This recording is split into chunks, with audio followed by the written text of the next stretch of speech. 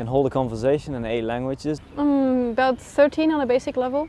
Spanish and French are both about equal levels of fluency. It's like every now and then I've heard this kind of like whisperings around the internet on Benny Lewis's blog and in the language learning community about this Add1Challenge. And I looked into it a little bit and I was like, oh, I don't really know what this is, but it looked interesting. I wasn't quite sure. It sounded like you were selling basically the benefits of a forum, but then I realized it's a lot more than that. So I took on the Add1Challenge because I've always been interested in learning languages, and I've tried all the different, not all of the books, but many different books, many methods, and nothing stuck. I wasn't making progress. The thing that I was lacking before I started with the Add1Challenge was consistency. It was actually because I was so busy that I wanted to take part again, because the act of setting aside, committing to a particular amount of study time each day and each week was the only way that I would actually keep my language learning on the agenda. And so I came across the Add1Challenge online, and the concept of having this community that supports you, having accountability. Also having the clear goals. I need to do a video on day 30, on day 60, on day 90, and on day 90 it ought to be like a 15-minute conversation. It really put the pressure on, and I've studied a lot more Hebrew than I ever studied another language in the same period of time. This is something that really unites people to be doing kind of the same activities, the same goals at the same time. Whereas, in the forums everyone's coming and going, and you don't really have this community coherency. They're all were learning a language for 3 months, like every day. That really gave me the motivation to do something every day. So what I like most about the Add1Challenge, definitely the community. That's probably the cliche answer that everyone says, but it's true.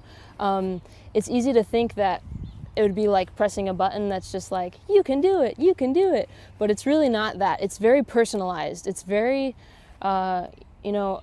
if I have a struggle, I can share that with the group, and there's an overwhelming response of all the people that not only are saying, don't give up, but are giving their experiences, sharing what they've gone through, and you see that you're not alone, and you're not the only one that's gone through this, and you're not the only one that will ever go through this, but you can use what other people have learned and what other people are sharing to overcome any struggle that you'll face in language learning, maybe even in life. I haven't experienced so powerfully anywhere else as I have within the community of the Add1Challenge.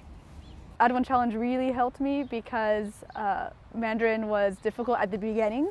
It got easier as it went on, but at the very beginning it was a very challenging language, and to have that supportive community to help move me forward, really, it helped me break through that initial brick wall that I think it would have taken me much longer to break through and start to get used to the language if I had been all on my own. We had people who were learning like their 12th language, and then we had people who were learning their very first language and like having that experience for the first time.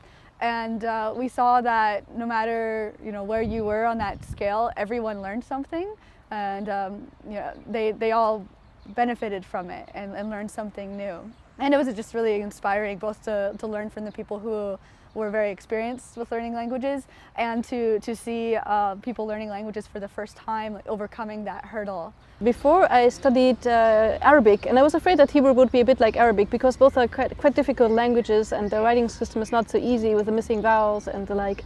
So what really helped me is to reach a level where I'm now kind of happy with my Hebrew. I can talk to friends, I can use the language. So to reach this level in a reasonable amount of time, so that I don't drop it and have nothing.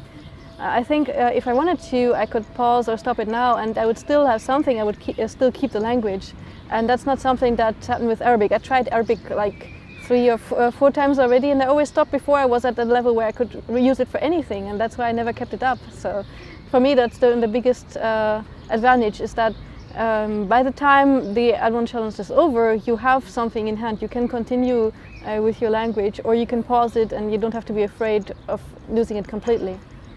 To give you an idea of where the Add1Challenge has brought me, on day 0 I could virtually introduce myself and count to 10, And now in my my language test, the placement exam the first day, and I took this 2.5 months into the challenge, I was placed into upper A2 / lower B1. And usually it takes, through that language school, it takes 8 weeks just to move up one level. So I cut out, and that's 3 hours a day, and I was just doing 1 hour a day.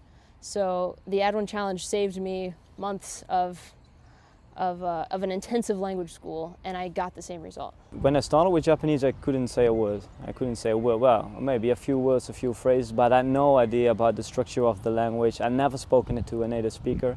I never practiced it. I only learned a few phrases from books, that's it.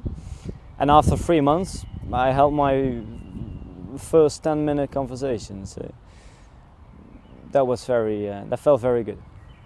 There's a huge difference between everyone's day 0 and day 90 videos. Even people, I mean, obviously for the beginners we had a huge jump, but even the people who already started with a relatively high level of their target language, like I watched one person's in French, and I could hear the mistakes she made at day 1 or at day 0. Like she had fixed those mistakes, and she could speak more naturally in a more advanced way.